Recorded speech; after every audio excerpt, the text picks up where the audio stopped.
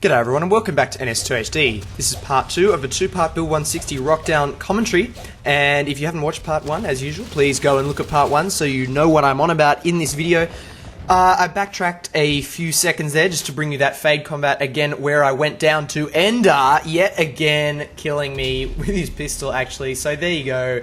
Don't get a server admin in a blood rage, because he'll just keep killing you, and that's exactly what Ender has been doing this game. First as a lurk and now as a fade.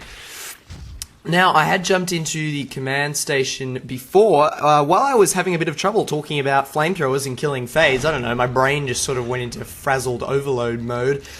I failed to mention that I did try to put a crag down in auxiliary node. Unfortunately, I failed because Marines pushed auxiliary node just at that moment, so I wasn't able to place that crag. Instead, I'm placing a crag up in central access with a little bit of spare carbon. Note the team had a lot of spare carbon, so I didn't ask the primary commander for permission because we had so much, but I probably should have, and I might have over the microphone, but I didn't over the text chat. So always remember to talk to the primary commander before you jump into command stations and start using up all their carbon, because they might be saving it for something. Oh, come around this corner and finding 2 or 3 sentry guns and a couple of flamethrowers. So that's not a very friendly sight to see, and that flamethrower is going to chase me. Will I be able to get away? Yes, just staying outside the flame range there.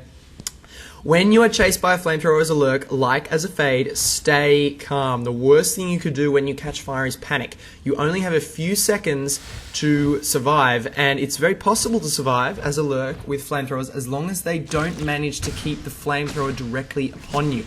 The flamethrower, if you're just on fire, will not kill you very quickly. It's when they're actually burning you with their primary fire that you can die, killing Phil CEO with the spores there as he tried to retreat from the fade.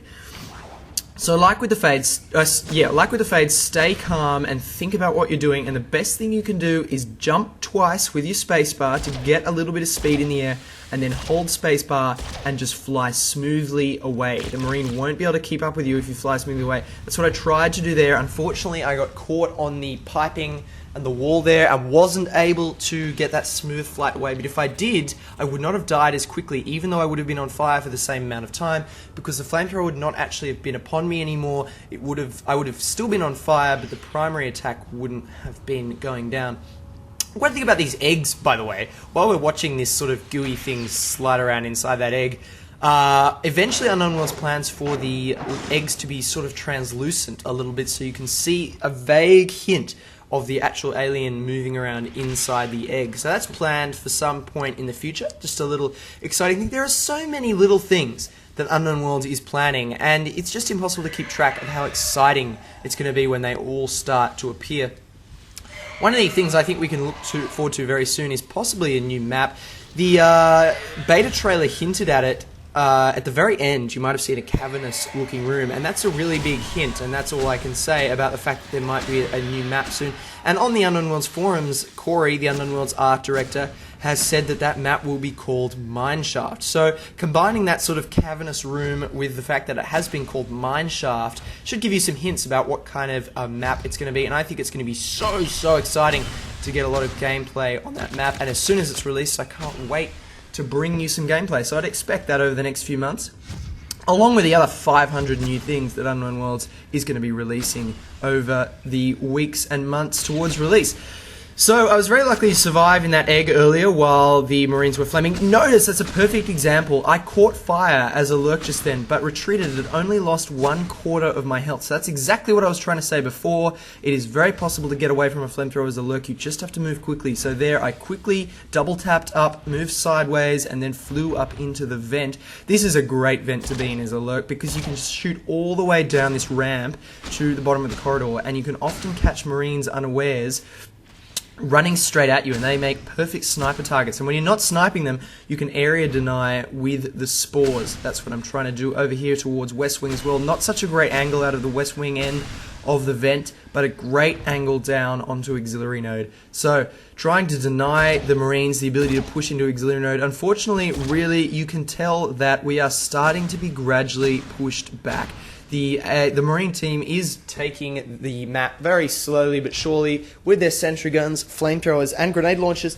And right now, the alien team just doesn't have the firepower to break through. I really think the Onos is going to be the game changer when he is released, he's going to allow the Marine team to...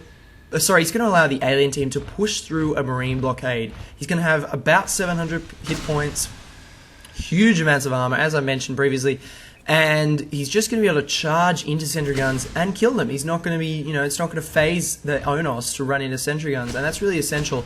And also going to be able to run into flamethrowers and just take the damage and not worry about it too much. Escaping into the vent there, again, another example of how it is perfectly possible to stay alive as a lurk when you are on fire. Right now I'm on fire, but there's also a crag healing me, so I'm just chilling here on fire, with a crag healing me. Perfectly normal thing for a life form to be able to do, just burn. You can see my green blood splashing out of me. But I am still alive and just trying to put down spores to deny Marines freedom of movement into our West Wing hive. So I'm not really concerned with killing anyone right now. I just want to deny them the ability to move freely. The commander, McGlaspy, saying Central is getting smacked, so I come back through the other end of the vent, take down Phil CEO with some poorly aimed sniper spikes, yeah. Which killed him, luckily, despite the med packs that his commander lovingly dropped for him there. Note that the power node is back up in auxiliary node, so definitely seeing the inevitable Marine push. And I will not show you the entirety of the game, but another good 12 minutes of it to be sure that you just get all the fun combat that comes with high-tech Marine versus, I'd call this mid-tech alien, because we really don't have a lot of our abilities, and we don't have Onos. Another thing to remember that's going to be coming with future... here we go. This is what I'm talking about. Marine. Oh, he's a clever Marine. Phil CEO. Excellent play there. He knew... He's a good player because he knew about that lurk spot and he knew exactly what I was trying to do. So he used cover. He ran sideways around the side of that pillar there and hid himself. And again, who's this? Doing exactly the same thing. Not sure who that is. Luckily, I have Chan Man, the awesome Fade, who is going to be able to take down... It was Private Spook who Chan Man just mercilessly killed. Thank you, Chan Man, for saving me there. And Chan Man saying he's now killed 9 flamethrowers in a row. So there you go. The Fade can kill flamethrowers. If you have any doubt about the ability of an alien team to actually kill flamethrowers, there you go. Chan Man just tearing through them. Phil CEO trying to use probably his alternate fire pistol attack there to kill me. Having trouble hitting that Mac. I'm not sure why. I think there are multiple Macs stacked in one spot there. Flamethrower again trying to burn into the vents. That's exactly what flamethrowers are really good for. Throwing flame as flamethrowers do. Throwing flame as flamethrowers do. That could almost be a tongue twister, but it's not really. Burning into vents. I don't know why I was having trouble hitting those Macs. Weird. But see what they're trying to do. Drop a sentry gun on that little pipe there.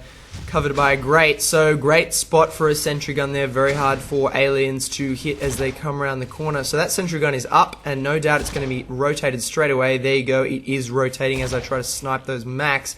And there you go, it is up and already firing at Chan Man and me, so see how fast sentry guns engage. They are seriously dangerous. Now, as I was saying about Chan Man being able to kill flamethrowers, it's not that aliens don't have the ability to push on the Marines when they have this high tech. It's the combination of things. If you have a Fade like Chan Man who's very effective and can kill 11 flamethrowers in a row, the problem is not that you can't kill the Marine team. It's when you get to their base, you can't kill them and engage sentry guns at the same time. Really what you need, maybe if you had a whole team of Fades with maybe one lurk deploying gas and one gorge for healing, you could take a high-tech Marine team in their base. But at the moment, when you push in, you will engage sentry guns and multiple flamethrowers at the same time, and it's really one-on-one combat where the Fade absolutely excels against flamethrowers. If you catch a lone flamethrower in a hive room, you're going to be able to kill them very, very easily, unless your name is NS2HD, where you lack the requisite skills. Deploying spores there to try and deny that flamethrower the ability to chase that Fade. Unfortunately, he will come in. Why is he not attacking me? Oh, I don't know what was going on there, but Zombie decided he wouldn't attack me. I think he was so keen to kill Die in Hell that he had blinkers on and just wasn't going to... He's saying, "You will not run, coward!" Well, he did, and I killed you. So, there you go. And poor Zombie, probably really aching for that kill. What was I thinking here? I thought I'd try and do a lurk bombing run in the Marine base. And still Primus is just thinking, ha, yeah, sure, Lurky, come in here. Oh, barbecue, yeah. and I just died to mass sentry gun and a flamethrower. Something Chan Man just said. He said, "Run away, fight again another day." After Zombie was teasing him for. Oh my God! Oh, what the hell! Oh, I know what happened there. I jumped down thinking I'd parasite a sentry gun because I thought those sentry guns are there. I want to alert the other alien players to the fact that there are sentry guns there, so I'll parasite them before ducking sideways into the corridor. When I jumped out, I realized that Steel Primus was standing right there. So I thought, well, I should bite him instead of parasiting him. Unfortunately, I went to press 1 on my keyboard and tapped tilde instead. And of course, that brings up the console, which results in retardation. Oh no, there's a flamethrower in here, just as I am trying to evolve. Anyway, enough play-by-play for a second. I'm going to go back to talking about what I was going to talk about as I no doubt pop out of here and engage in combat with these flamethrowers. Chanman said, "Run away to fight again another day," after Zombie teased Dyer in hell about running away from him when he had low health.